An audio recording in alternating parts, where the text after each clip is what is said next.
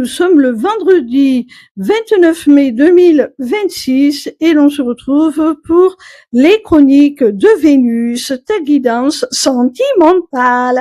Cette semaine, j'ai effectué mon tirage avec les messages de votre âme sœur de David Sabat, illustré par Céline Ananian. La première carte que j'ai tirée s'intitule « Un pacte d'âme » et elle te dit « pieds et mains liés ».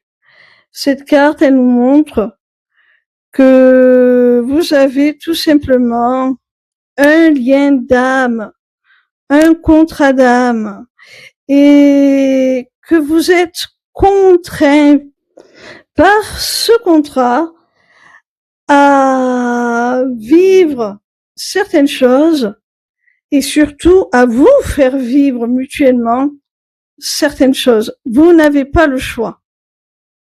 La seconde carte est celle de la filiation qui a pour message « Notre lien est indéfectible ».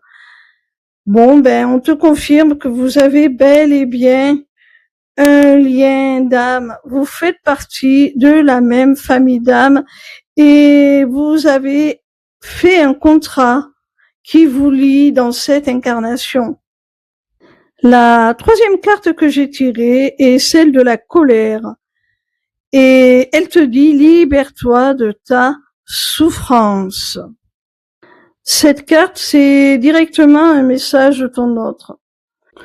Ton autre veut te dire qu'il a conscience que tu souffres actuellement, que tu es certainement en colère contre lui et également contre toi de souffrir autant. Cette carte, c'est une invitation à te détacher de ce sentiment de colère, de rancune, d'accepter que oui, tu vis certaines émotions qui ne sont pas agréables, tout simplement parce que ce contrat d'âme qui vous lie te pousse à travailler sur certaines choses et que c'est douloureux. C'est ce travail qui est douloureux. Ce n'est pas ton autre qui te fait souffrir. Alors ne sois pas en colère contre lui et ne sois pas non plus en colère contre toi. Cette souffrance, elle vient du fait que tu résistes à ce que tu ressens.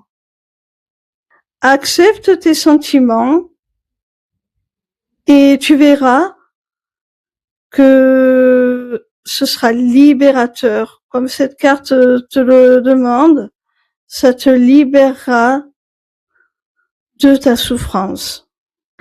Et ça désamorcera cette colère que tu peux avoir contre toi-même de ressentir ce que tu ressens. La quatrième carte que j'ai tirée s'intitule Le rejet et elle te dit « Reste avec moi ». Encore une fois, c'est une demande de ton autre. Peut-être que cette colère que tu ressens t'a amené à prendre tes distances, à t'éloigner. Et ça a réveillé chez ton autre sa blessure d'abandon, de rejet. Mais ne t'en veux pas, hein. C'est ainsi. Toi, tu avais peut-être besoin de travailler sur l'affirmation de toi, ta confiance en toi, poser tes limites. Et ton autre avait peut-être également besoin de travailler sur sa blessure de rejet et la dépendance affective que celle-ci peut engendrer. La cinquième et dernière carte a pour titre Le regard des autres et elle a pour message ce qui est rare et précieux. Cette carte, c'est un conseil quelque part.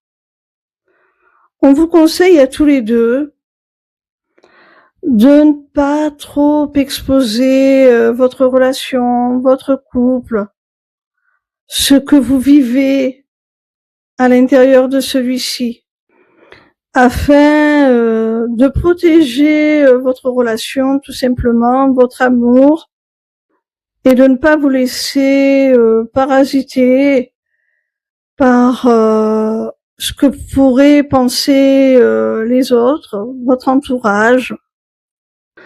On vous dit que si vous ne comprenez pas tout ce qui se passe, de ne pas aller chercher les réponses auprès d'une tierce personne, hein.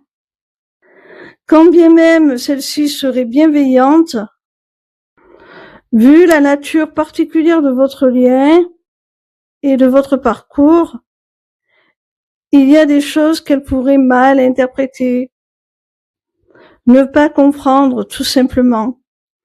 Les réponses, elles sont à chercher à l'intérieur de vous-même et l'un dans l'autre, j'ai envie de dire.